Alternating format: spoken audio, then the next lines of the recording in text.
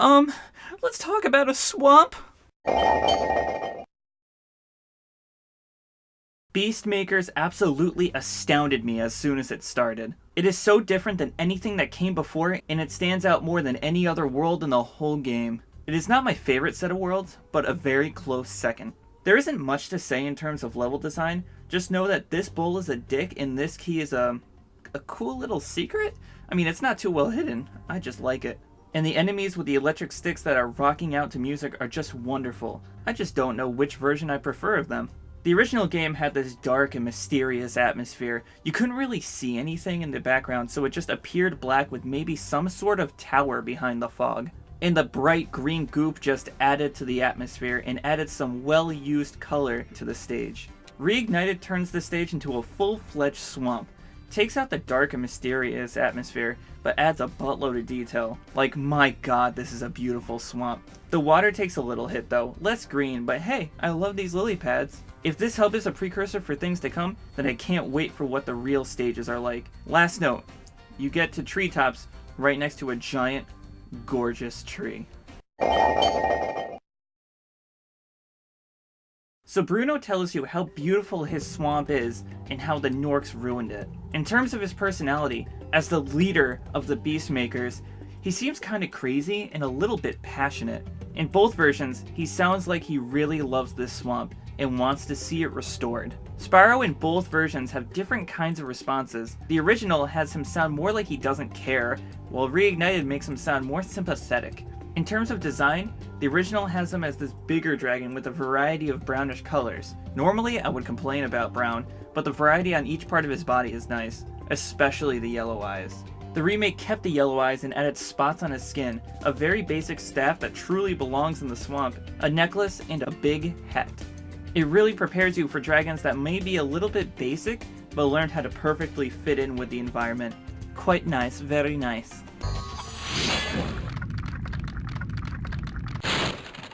Nasty Nork is turning our swamp into an electrified junk heap. And it used to be so beautiful. I'm sure it was.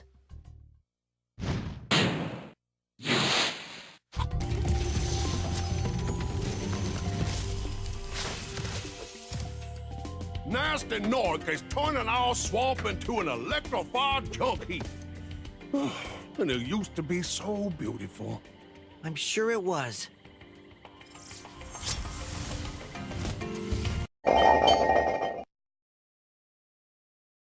Cletus is my favorite dragon design in the entire game, and also has to be my favorite Reignited redesign. He said, "Hey, thanks man, but I gotta go." Where are you off to? I'm sure the poker game tonight is cancelled due to everyone being stoned. The OG makes him very green and vibrant, kinda like the goop there, Reignited literally makes him look like he could be hiding in the water pretending to be a lily pad. Just the color and the hat and the spots and the pouch just... I love him so much. So great. Spyro, it's great to see you, but I've got to go.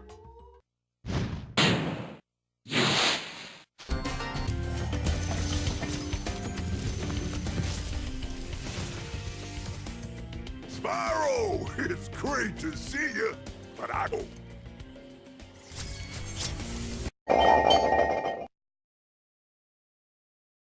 The music in Beastmaker sets the tone for the stage perfectly. It starts off empty and mysterious, and then gets all sorts of groovy. I like both versions pretty much the same, but I do like how the whoo in the song is more echoed in Reignited, and how the instruments make it sound a bit more groovy. But the more tame original is also too great in its own right to ignore.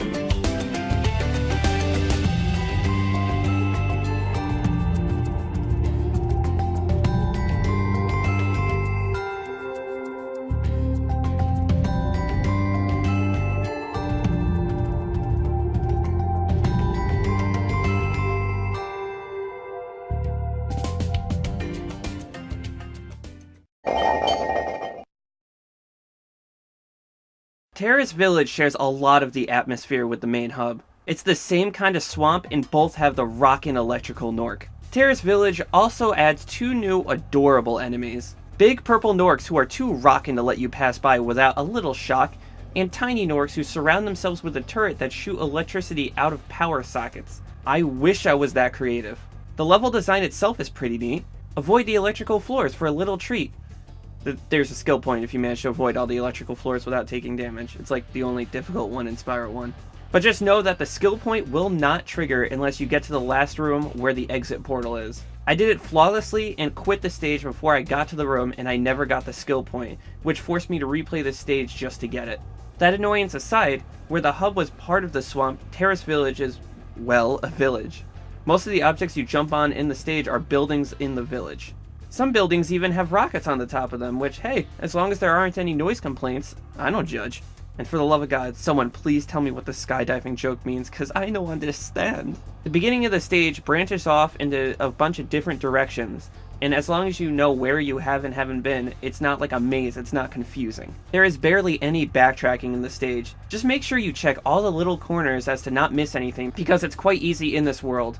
And finally, it leaves you to a very straightforward section where the challenge is timed jumps, electric floors, and making sure to check some more damn crevices. Terrace Village isn't too difficult of a stage, but still nice nonetheless. Definitely the easiest of the Beastmaker worlds by far.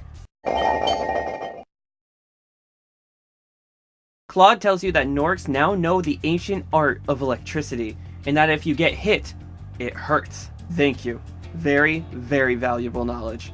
His design is pretty much blue and simple in the original, but in Re-Ig, whoa, holy shit, he's a big boy. Not much in terms of detail other than a voodoo necklace and a nice staff. Looking through this, I just got a good look at the back of him, and oh boy, those spikes on his back and tail are glorious. He has some nice animations too, making him really stand out.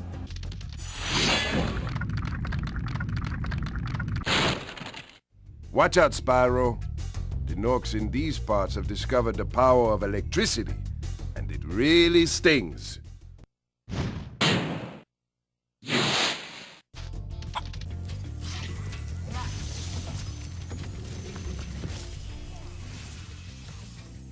Watch out, Spyro. The Norks in these parts have discovered the power of electricity, and it really stings.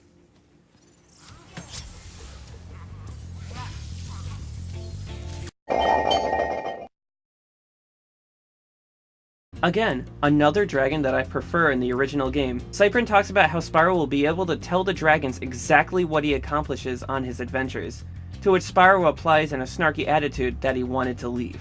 In Reignited, they made Spyro scared? Spyro doesn't strike me as the type to get scared this easily. Anyway, in terms of design, he is the only dragon laying down for some reason. In the original, all he had was some nice colors, whereas Reignited made him fully embrace his lounge. He has a nice spiky tail, some giant wings, a nice design on his belly, a hat, and a piece of grass in his mouth. Man, I wish I could be as relaxed as this guy all the time.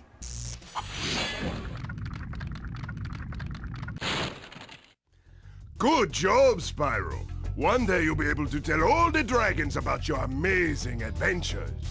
Sure, but what I'd really like to do is get out of this swamp.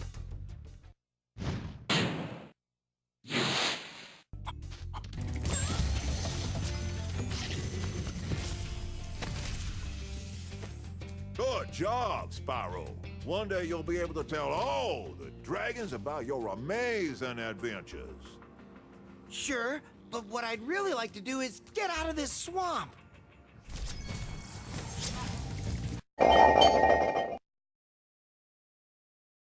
I am not a big fan of the Terrace Village music. There just isn't much going on to make it sound unique in my opinion. I prefer the original over Reignited because Reignited has even less going on.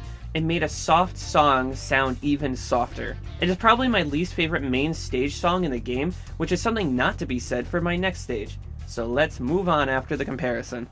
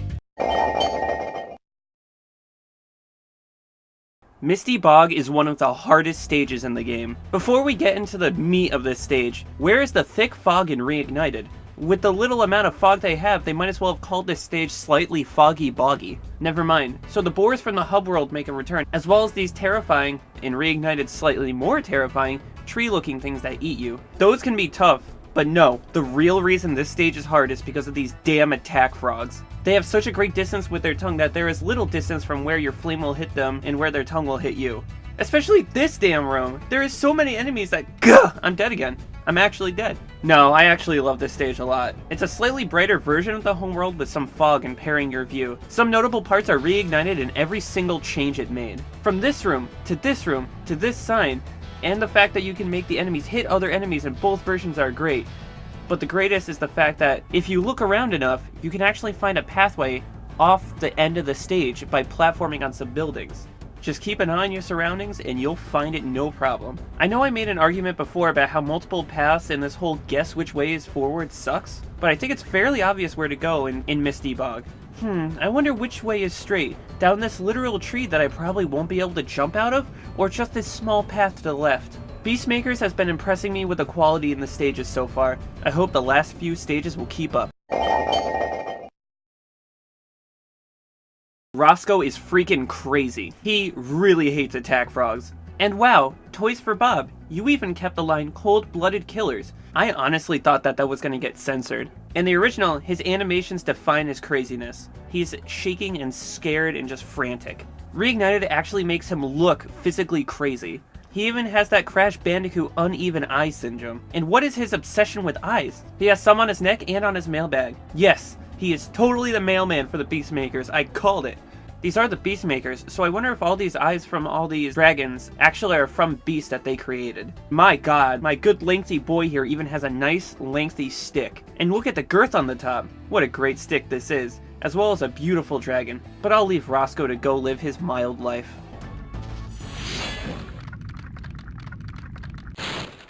Be on the lookout for attack frogs. They are cold-blooded killers. Attack frogs? And this used to be such a nice swamp.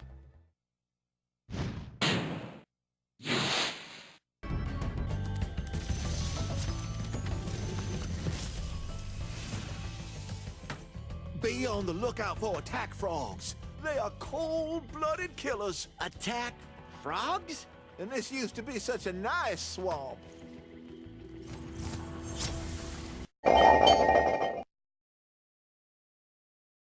Welcome to another dragon that Spyro says no to. I have so many dragons to rescue. Don't waste my time with a stupid story. His design in the original is whatever, although I do like how each Elder Dragon from each homeworld looks completely different from one another, while still looking old. That's impressive for that low poly count. Reignited has to be one of my least favorite designs, honestly. All he is brown with a hat and a liquid of some kind. Maybe some sort of experiment? I do like his purple beard, and when you finish talking to him, he turns like, oh, I see you're busy. I guess. Thanks for releasing me. It seems like I've been trapped in here since I was your age. No, no. Why, I remember... Gotta go.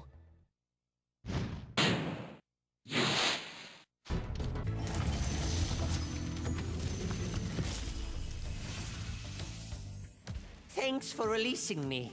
It seems like I've been trapped in here since I was your age. Oh, no. Why, I remember, Gotta go.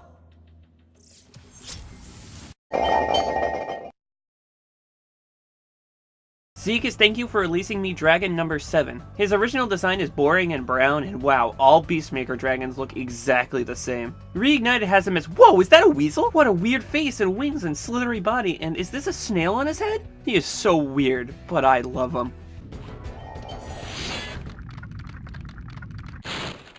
Thank you for releasing me.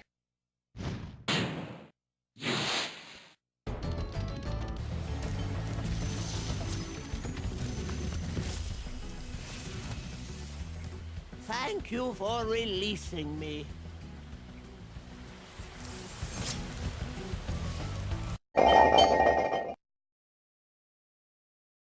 Bubba is my second favorite dragon in both versions of this game. In the original, oh my god, look at those colors. The bright wings compared to the dark body really make him stand out. He has so much personality too. Instead of just a tutorial or thank you for releasing me, he makes jokes with Spyro on how to kill things. I wish more dragons were just like this instead. In Reignited, they made him really beefy with some nice wings and a freaking piece of grass in his mouth. Like, I wish he was my dad, I'd be so impressed. I just noticed that it plays Ice Cavern in the original for Bubba. I don't know why it plays the Ice Cavern music, but it's there. Lastly, his thumbs up after Spyro quips back is totally cute in Reignited, just freaking adorable.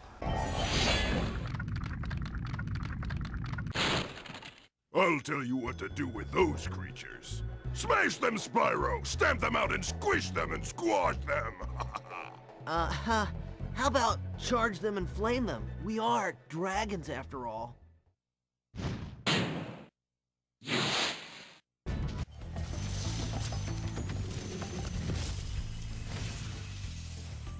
I'll tell you what to do with those creatures. Smash them, Spyro! Stamp them out and squish them and squash them! How about charge them and flame them? We are dragons after all.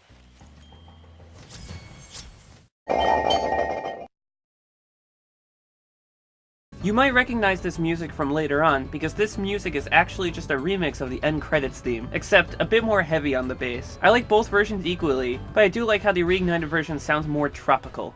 Nothing can beat out the classic Spyro 1 chime, but Reignited makes it fit the stage so well that it just makes it on par with the original in my opinion.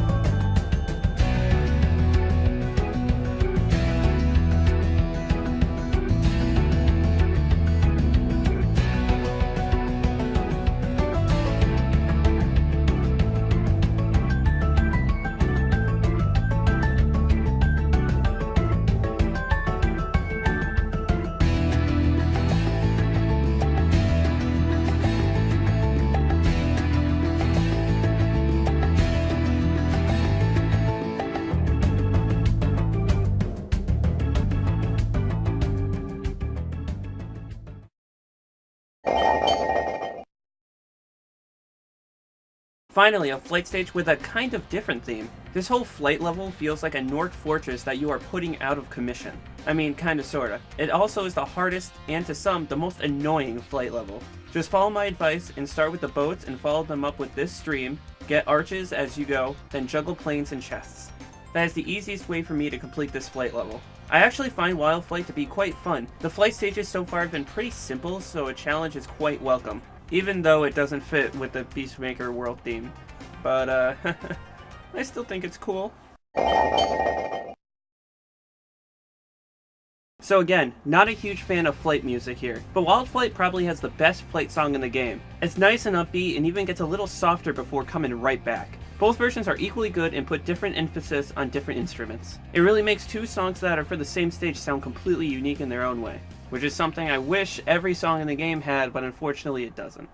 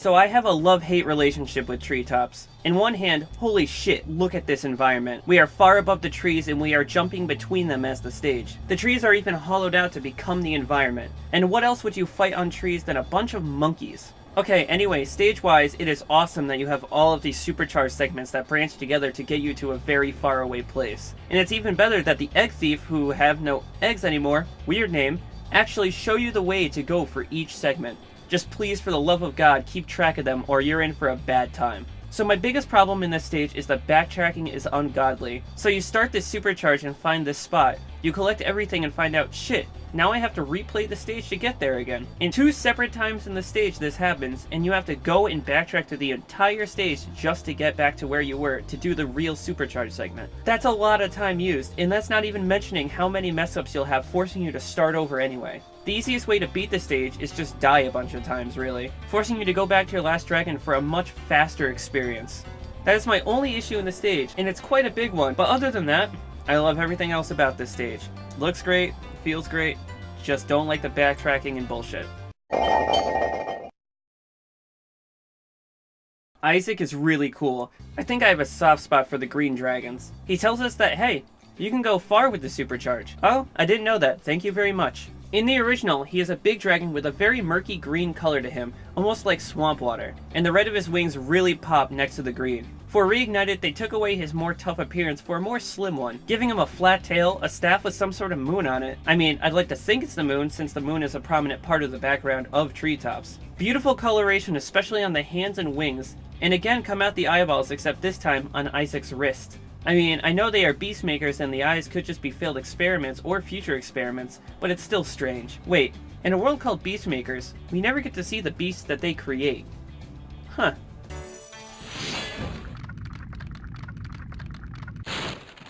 Spyro, if you jump at the end of a supercharge ramp, you can really go far. I'm all over it.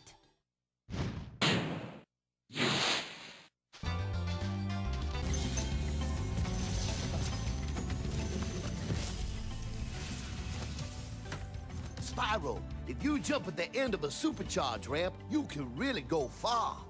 I'm all over it.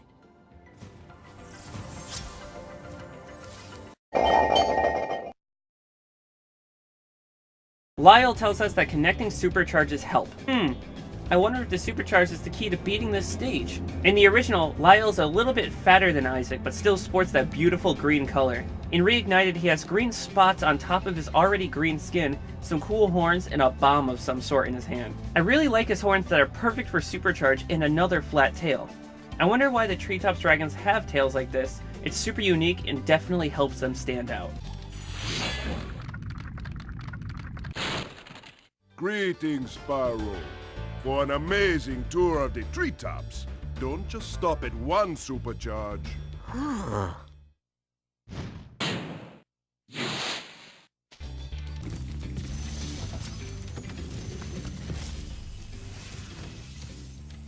Greetings, Spyro. For an amazing tour of the treetops, don't just stop at one supercharge.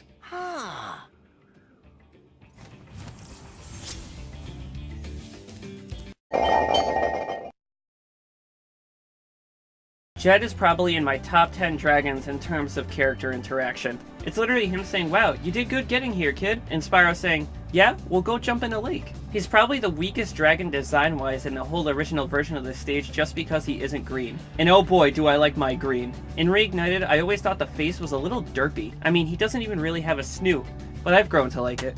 I like the patterns on his skin. For some reason he has purple hair, another damn eyeball, and some admittedly cool wings. Actually, really look at these wings. They start off all feathery like a bird and turn into something like green plants. It really stands out. What also stands out is his staff that is 100% a Ratchet & Clank reference. Being that it was Insomniac's next work right after Spyro, it's a nice homage to the company that made our very likable purple dragon in the first place. Also, gotta love the shrug like, sucks to be you, at the end of both versions. That was quite a ride, Spyro. You've learned a lot since you were a young glider. Yeah, well, you could have found an easier spot to get stuck.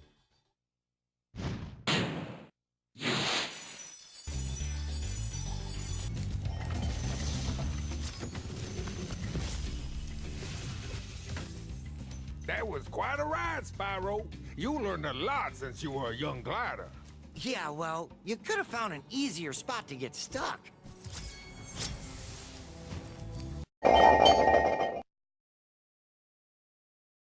The Treetops music is just a remix of High Caves, except it has a faster tempo, and I really like it. I like the reignited version more because of the more tropical sounding instruments. It just fits the theme of a tree world more, and dem bongos dough.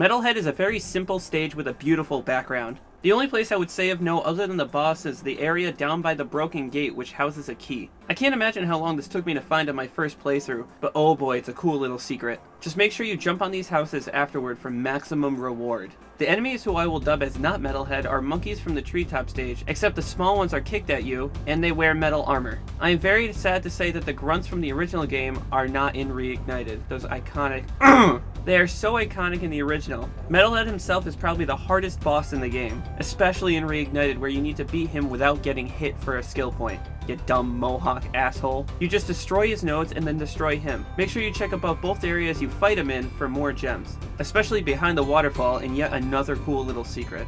All of the Beastmaker worlds really set a standard for how levels in this game can look and play, even though treetops can be frustrating sometimes. But after 6 stages, even though each are beautiful, to quote Spyro, what I really want to do is get out of this swamp. After the dragons and music, he didn't say that last part. Don't fucking put words in my mouth.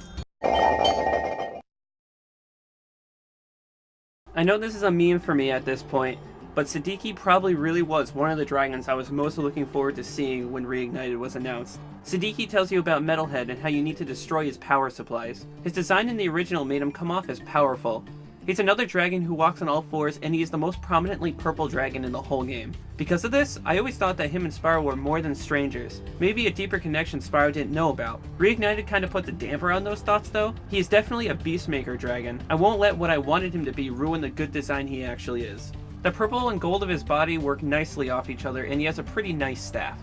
His face looks a little odd, but those 4 horns are pretty cool still. Kept the doubly horns that were in the original. And yet again, another eyeball in his necklace. What creature are they killing to get these eyeballs? He still comes off as strong, and I still like him, even if Siddiqui wasn't what I expected. This big robot is all charged up to meet you. Attacking the power pole should disrupt its power supply.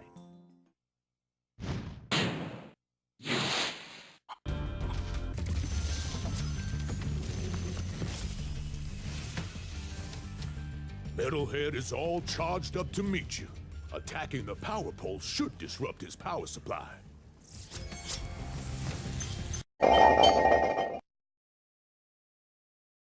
Metalhead just has this intensity to the music, like yeah, you're about to fight a robotic giant who throws monkeys at you and who also has a mohawk. The Reignited version kind of drops the intensity by making the song sound a lot lighter, but either one concludes the Beastmaker worlds quite nicely. The original is still better though.